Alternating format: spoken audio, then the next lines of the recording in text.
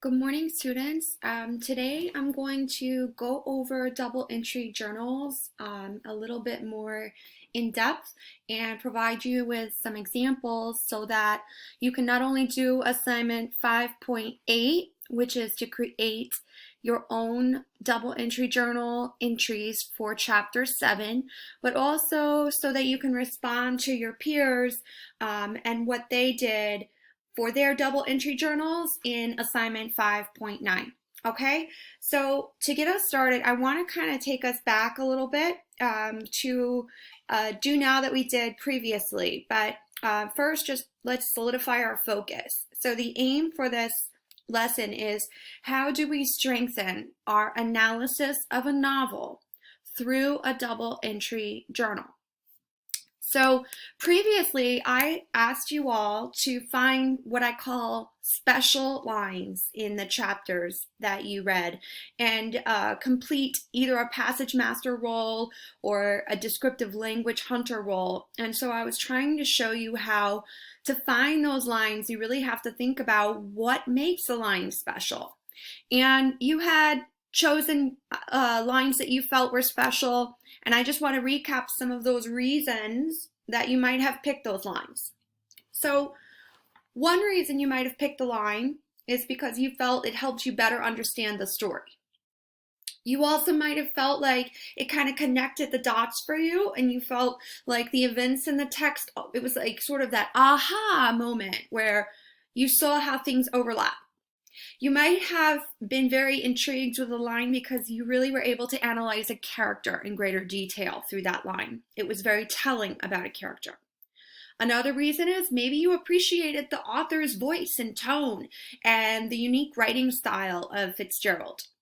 Finally, you might have been thinking about the big picture of the text overall, and you might have felt like it hinted at or suggested or implied or alluded to a theme, a message that the author wanted us to remember about this story and about life in more detail 10 years from now. So again, a theme is that concept of a message that's being hinted at throughout the story that applies to you, me, or someone living 100 years ago.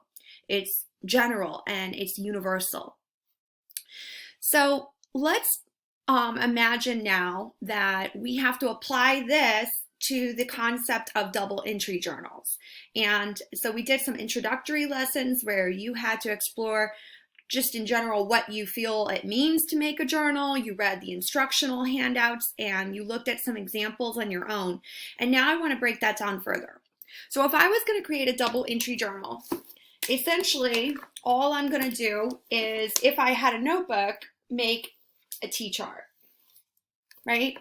So on one side, on the left side, I would be putting those special lines, those quotes that I was very drawn to, and on the other side, I would be responding to the quote.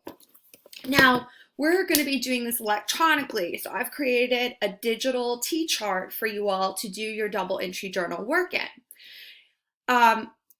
Let's take a look at a line that I felt was especially interesting, and first I'm going to let you listen to it. So listen along. Maybe you got some friend that I could telephone for, George. This was a forlorn hope. He was almost sure that Wilson had no friend. There was not enough of him for his wife.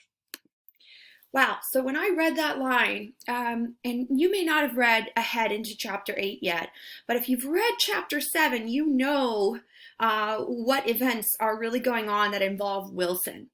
And I thought it was super interesting that Michaelis, this neighbor who lives in the Valley of Ashes and works in a restaurant across from Wilson's garage, is trying to console and comfort Wilson. And he sort of has this like epiphany moment where he's like, wow, it is a forlorn hope.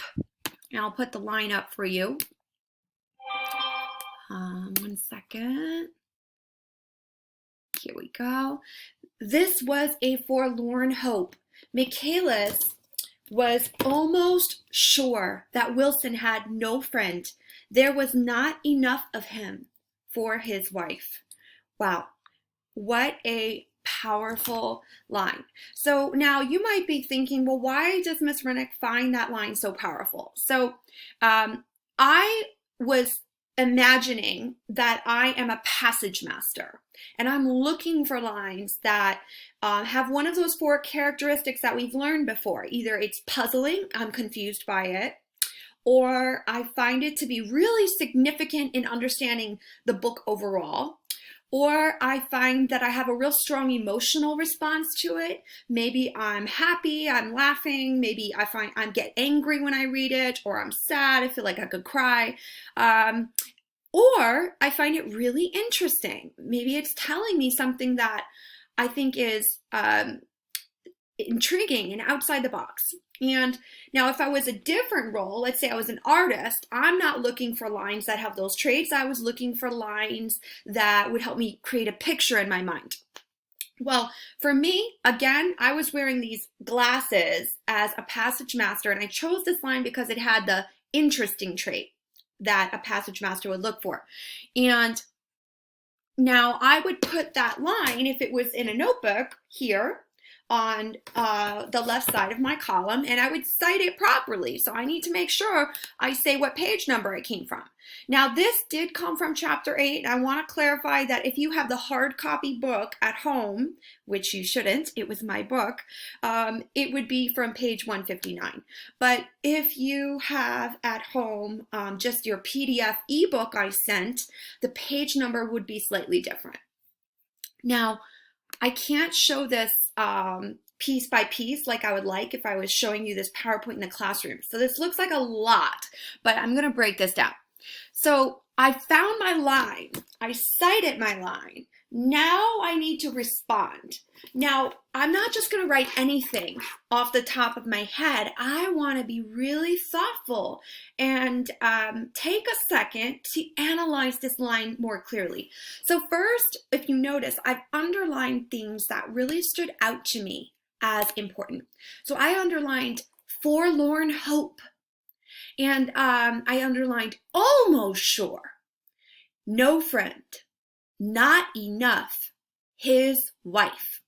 And so now I'm going to break down what I was thinking and how this could apply to one of your 8 analysis options for a double entry journal. Remember, once you find your line, I've given you the instructional handout.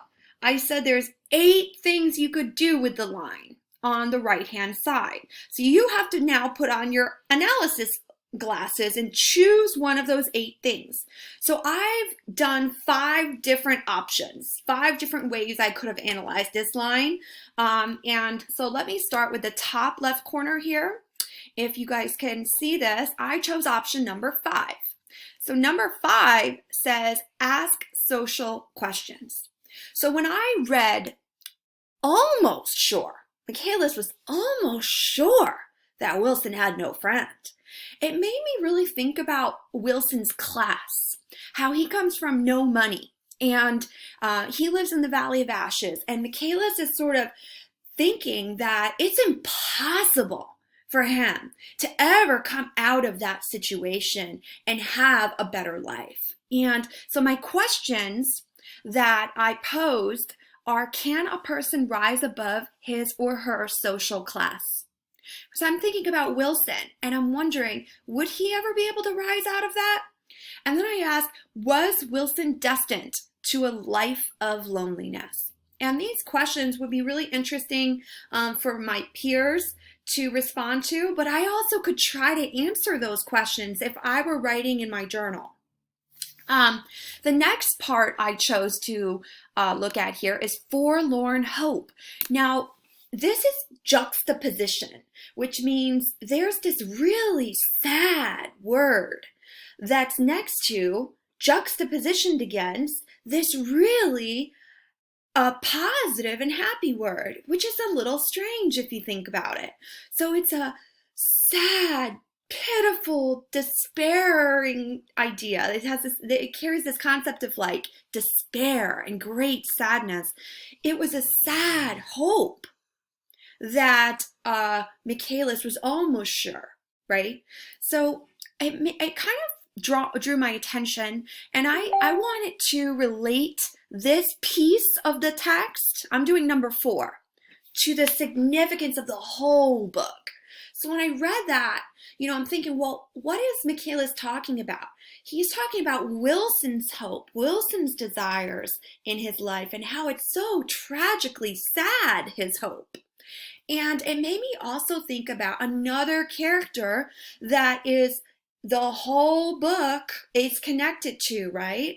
And that character is, yes, the Great Gatsby. Gatsby. And I also thought about Gatsby's hope.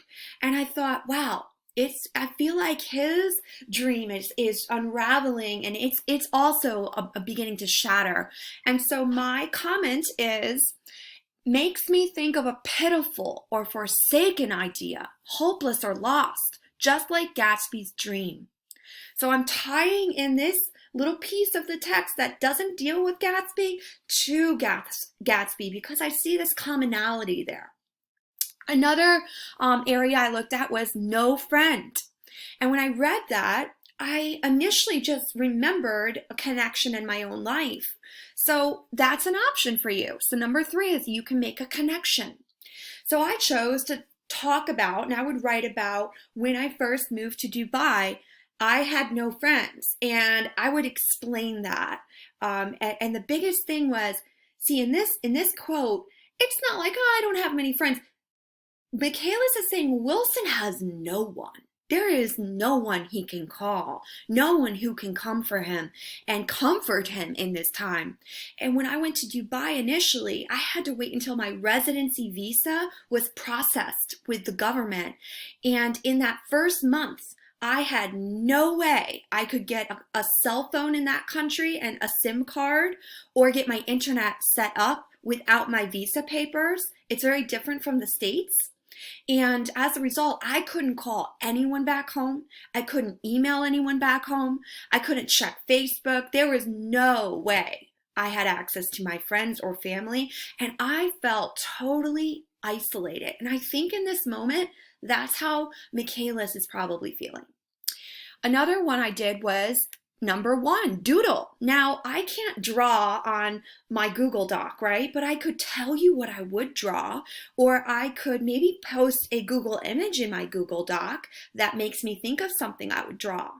So in this case, when I looked at, there was not enough of him for his wife. And I thought, wow, what a powerful way to analyze Wilson and to kind of compare him visually to what his wife's stature is in life. And I thought I would draw him as this teeny tiny little figure. And next to him, I'd make this big gigantic figure, and I'd label Myrtle, the giant, and Wilson, this teeny minuscule figure. And finally, I tried to think about his wife. And the reason is because I am going to be assigning you an essay topic. You're going to get a choice of topics. And in this case, I'm imagining I chose to do this argumentative essay topic asking me, who is to blame in this book for all the tragedy that occurs? And some of you might have this topic. So let's say I knew I had that topic right now. And as I was reading, I read this line and I'm like, gosh, I'm so irritated with his wife, Myrtle, and I feel like she's done so much in this text. So I might make notes pertaining to my essay. That's what option number 8 is, essay ideas. So Myrtle destroyed her husband, she cheated. This caused Daisy to cheat? I'm wondering. And then this is causing Daisy's marriage to fall apart. I'm like seeing this domino effect here. And I'm like, I think Myrtle is to blame for a lot going on in the book. Well, I hope that this was helpful in helping you think about how to dig deeper into a quote and add it to your double entry journal. The next step would be, if you saw somebody's double entry journal, if you had space in the margin, actually respond and build off of your peer. So I'm going to make another video to show us how to respond to our peer, but I hope this was helpful in helping you make better double entry journals and analyze